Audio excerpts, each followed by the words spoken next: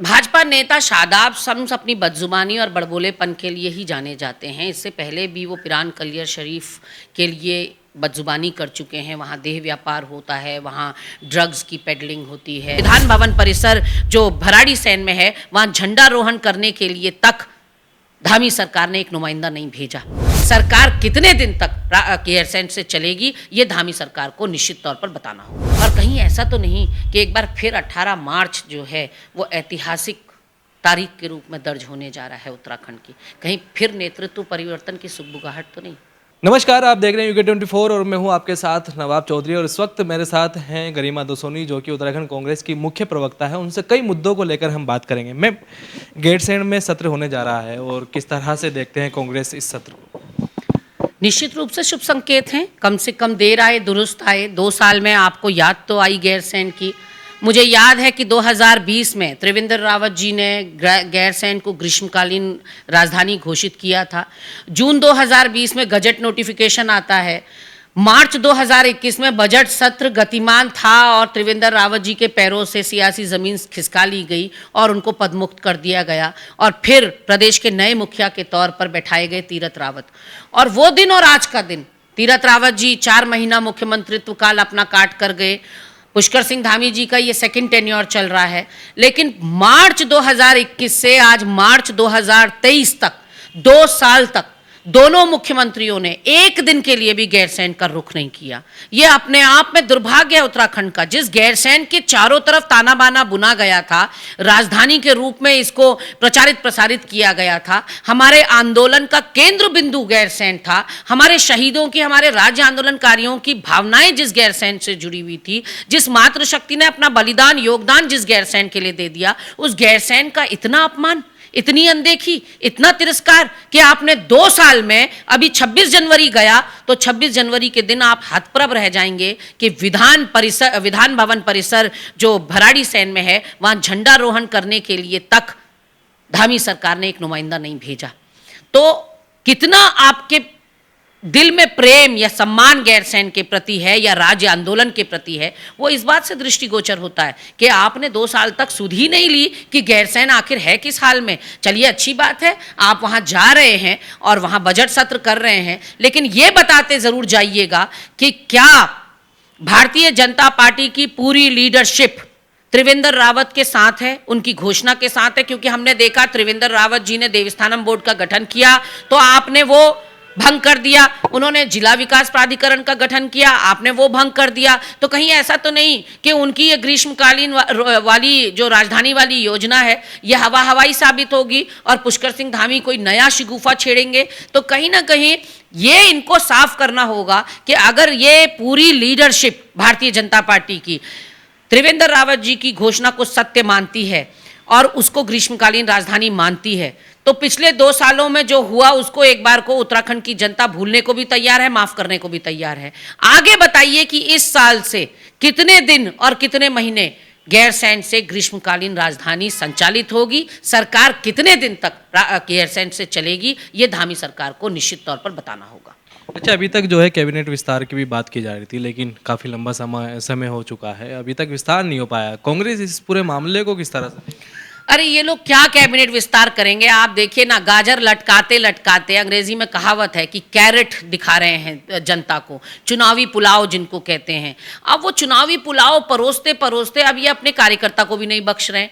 कार्यकर्ताओं को पिछले 1 साल में कई बार ये दिलासा प्रदेश नेतृत्व के द्वारा दिया गया कि हम दायित्वों का वितरण करने जा रहे हैं, आज नहीं कल, कल नहीं परसों, ऐसे लटकाते रहे, टरकाते रहे।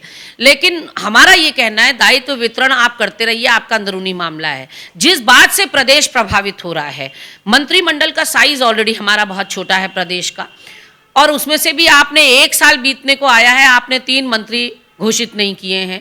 तो कहीं ना कहीं विभाग जो हैं वो उनका विकास अवरुद्ध हो रहा है। मंत्रालय जो है बांट जो रहे हैं मंत्री की। जैसे आपने धन सिंह रावत को इतने महत्वपूर्ण विभाग दे दिया, आपने हेल्थ उन्हीं को दे रखा है, शिक्षा उन्हीं को दे रखा है, सहकारिता उन्हीं को दे रखा है, और जस्टिस वो एक के साथ भी नहीं कर पा रहे। एक के साथ भी न्याय नहीं कर पा रहे, हर तरफ भ्रष्टाचार अपने चरम पर है। आज ही हमने देखा आयुष्मान के नाम पर करोड़ों की ठगी यहाँ विकासनगर के एक अस्पताल ने कर ली, इसलिए क्योंकि कोई सुपरवाइज करने के लिए या मॉनिटरिंग करने के लिए नहीं है। सहकारिता में हमने देखा कि इनके खुद के महामंत्री आदित्य कोठारी के ऊपर जिलाधिकारी टिहरी ने शासनादेश जारी किया है कि उसकी संपत्ति कुर्क कर ली जाए। कुर्की के आदेश दिए, लेकिन ना आदित्य कोठारी को संगठन ने बेदखल किया, निष्कासित, निलंबित किया, और ना संपत्ति की कुर्की हुई। तो यानी कि अपनी लाठी अपनी भैंस, किसी के ऊपर कोई कार्रवाई यहां नहीं हो रही है। और धन सिंह रावत को आपने इतने महत्वपूर्ण विभाग दे दिए, 3 मंत्री पद जब आप खाली रखते हैं तो आप सोच भी नहीं सकते कि प्रदेश के विकास को कितने व्यापक स्तर पर आप अवरुद्ध कर रहे हैं। कहीं ये अंदरूनी कलह का नतीजा तो नहीं? कहीं ऐसा तो नहीं कि भारतीय जनता पार्टी में अंदरूनी सरफुटव्वल, अंतर्द्वंद, अंतरकलह इतना चरम पर है कि मंत्रिमंडल के ये 3 पद अभी तक भरे नहीं गए हैं? और कहीं ऐसा तो नहीं कि एक बार फिर 18 मार्च जो है वो ऐतिहासिक तारीख के रूप में दर्ज होने जा रहा है उत्तराखंड की? कहीं फिर नेतृत्व परिवर्तन की सुगबुगाहट तो नहीं? मैम, एक जो मामला हुआ था आपने भी देखा, पूरे देश ने देखा कि 9 फरवरी को घंटे घर पर पत्थरबाजी हुई, लाठीचार्ज हुआ, बेरहमी से युवाओं को पीटा गया। बस उनकी एक मांग थी सीबीआई जांच की मांग हो। लेकिन अभी तक जो एक महीना लगभग हो चुका है और जो पत्थरबाज थे उनकी कोई अरेस्टिंग या कोई ऐसा मामला सामने नहीं आया कि आखिर कौन थे, क्या था, आखिर किसने उन्हें वहाँ पर प्लांट किया था। उस पर आप क्या कहेंगे? हालांकि इस पर बीजेपी नेता हैं शादाब शम्स, उनका कहना है कि वो कांग्रेस की टूल किट के लोग हैं जो विरोध कर रहे हैं, और उन्हीं के लोग जो है इस पूरे मामले को युवा वर्सेस मुख्यमंत्री बना के रखे हो। भाजपा नेता शादाब शम्स अपनी बदजुबानी और बड़बोलेपन के लिए ही जाने जाते हैं। इससे पहले भी वो पिरान कलियर शरीफ के लिए बदजुबानी कर चुके हैं। वहाँ देह व्यापार होता है, वहाँ ड्रग्स की पेडलिंग होती है, वहाँ बहुत कुछ होता है, ऐसा कहकर वो चारों तरफ घिर चुके हैं ऑलरेडी। और जो केदारनाथ और बद्रीनाथ में जो मौतें हो रही थी उसको लेकर भी वो चौतरफा घिर गए थे, जब उन्होंने कहा कि ये मौत नहीं, ये तो मोक्ष को प्राप्त कर रहे हैं वो लोग। तो कहीं ना कहीं उनको खुद पता नहीं रहता शायद कि वो क्या बोल रहे हैं। मैं भर्त्सना करती हूँ, पुरजोर शब्दों में निंदा करती हूँ शादाब शम्स के संवेदनहीन बयान का। और मैं मुख्यमंत्री धामी जी से आपके चैनल के माध्यम से कहना चाहती हूँ कि अपने इन बदजुबान नेताओं पर थोड़ी नकेल कसिए, इसलिए क्योंकि अगर 2-4 और हो गए शादाब शम्स जैसे, फिर तो लोकसभा छोड़िए, निकाय चुनाव में आपका बोरिया बिस्तर बनना तय है। क्योंकि कहीं ना कहीं संवेदनहीनता की ये पराकाष्ठा है कि युवाओं का दर्द तो आपको दिखाई नहीं पड़ रहा। आप लोगों ने 2 करोड़ सालाना नौकरियों की बात देश के युवा से कही, हमने तो नहीं कही थी। तो युवा को वो सपना दिखाने के बाद उनके सपनों को चकनाचूर आपने किया। आप नौकरी दे नहीं पा रहे हैं, भर्ती परीक्षाओं में भ्रष्टाचार चरम पर आपके शासनकाल में हो रहा है। फिर जब वो अपनी जायज़ मांगों को लेकर सड़कों पर उतर रहे हैं तो आप उन पर लाठियां चला रहे हैं, और लाठियां चलाने पर भी आप इतिश्री नहीं कर रहे हैं। आप 9 गंभीर धाराओं में उन पर मुकदमे कर रहे हैं, मासूम युवाओं के ऊपर जो कि अपराधी नहीं है, जिनके जो जिंदगी में अपने आप को साबित करने का सपना देख रहे हैं, अपने माँ बाप का भरण पोषण, अपने परिवार का, अपने भाई बहनों का ख्याल रखने का जिनके मन में ख्याल है, जो अफसर बनना चाहते हैं, जो अधिकारी बनना चाहते हैं, उन युवाओं को आपने अपराधी घोषित कर दिया। आपने 9 धाराएं उन पर लगाई, 2 हफ्ते तक आपने उनको जेल के अंदर बंद रखा।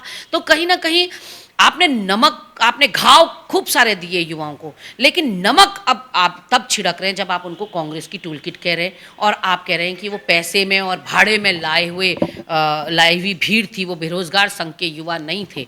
और युवा वर्सेस धामी तो उसी दिन हो गया था जिस दिन धामी जी मुख्यमंत्री बनकर आए थे। आप ही लोगों ने तो धाकड़ धामी करके उनको प्रचलित किया। आप ही लोग ने तो युवा मुख्यमंत्री के रूप में उनको प्रचलित किया। तो युवा मुख्यमंत्री से युवाओं की अगर अपेक्षाएं हैं तो क्या गलत है, क्या गलत था? लेकिन आज वो अपेक्षाएं धूल धूमिल हो गई हैं। और मुझे लगता है कि शादाब शम्स जैसे लोग सिर्फ़ और सिर्फ 500 ग्राम का मक्खन लगाने के लिए चैनलों में बैठा करते हैं, क्योंकि उन लोगों की राजनीति करने का तरीका वही है। परिक्रमा करो, चाटुकारिता करो, चरण वंदना करो, और खूब मेरा मुख्यमंत्री कहो चैनलों में बैठकर। उसी का तो प्रताप उनको मिला है जो वो वक्फ बोर्ड के चेयरमैन बनाए गए हैं। वरना उनकी जो सियासी ज़मीन है वो सबको पता है कि वो 0 बटा सन्नाटा है। अच्छा, तो पत्थरबाजों की अरेस्टिंग ना होना, क्या ये एक बड़ा संकेत है कि किसी ने वहाँ पर प्लांट किया? वाजिब सवाल आपने किया। पुलिस प्रशासन की उदासीनता या उनकी निष्क्रियता बताने के लिए वैसे तो दर्जनों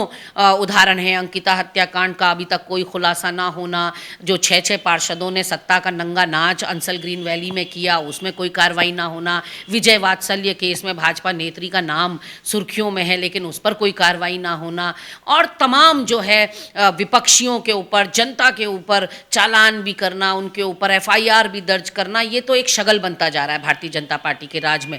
लेकिन अगर आपको ताज़ा तरीन उदाहरण देखना है कि कितना निकम्मापन हमारे पुलिस प्रशासन में हो गया है, कि 9 फरवरी को एक वाकया यहाँ घटित होता है जो कि उत्तराखंड के इतिहास में काले पन्नों में दर्ज होगा, कि 10 से 15 हज़ार युवा सड़कों पर उतरता है, चक्का जाम देहरादून की सड़कों को कर देता है, पथराव की स्थिति बनती है, लाठीचार्ज होता है। प्रदेश की जनता से ये कहा जाता है कि चिन्हित किए जाएंगे पथराव करने वाले लोग, लाठीचार्ज किसके आदेशों पर हुआ ये जांच की जाएगी। उन युवाओं को 13 युवाओं को जेल भेज दिया जाता है, 9 धाराओं में गंभीर मुकदमे उनके ऊपर हो जाते हैं, और हमसे कहा जाता है कि जांच चल रही है। और आज ठीक 1 महीना बीत जाने के बाद जब पुलिस अधिकारियों से पूछो तो वो निरुत्तर हैं। उनको पता ही नहीं कि जांच कहां पर बढ़ी, कितने आगे बढ़ी, कितने लोग पथराव करने वाले चिन्हित हुए, वो कौन लोग थे जो पथराव कर रहे थे, वो युवा थे या बाहर से अराजक तत्व प्लांट किए गए थे, लाठीचार्ज पुलिस ने किसके आदेश पर किया।